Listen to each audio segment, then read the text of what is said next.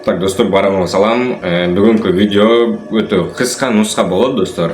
Бүгінгі приложение, достор, сіздерге көрсетіп отырған өзі автоматически іштей тұрған приложение, достор. Анда сіздер скачать қыласыңдар, и ал сіздер үшін іштейді, и андан сіздер ақша шығара аласыңыздар, достор. Сіздерге приложениені көрсетейін, погнали. Достор, біздің приложение биткоин манг деп аталады. Ал бұл жерге көріп тұрған болсаңыздар, өзінен өзі ақша қосылып атады. Бұл жерде скорость дейді, достор. Бізде азыр скорость ошонча біздің скорость бар, достор.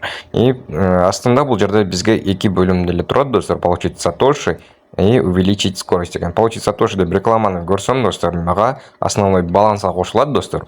А если увеличить скорость бассам, ол скорость деген қосылады. Давайте азыр мен бір реклама көрейін.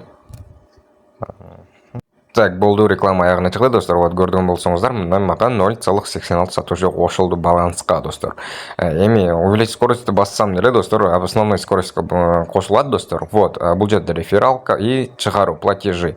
Платежи, достор, Payer-ге чыгат, достор. Азыр Kiwi-ге чыкпай калган, поэтому Payer, достор. Азыр мен бұл жерге так Payer кошелегімді жаздым. Хорошо, и эми payment или же чыгару деген басам, достор.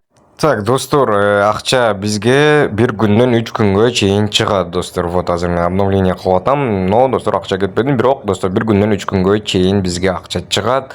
Азыр мен скриншотту, ақша шыққан скриншотын сіздерге көрсөтөм, достор.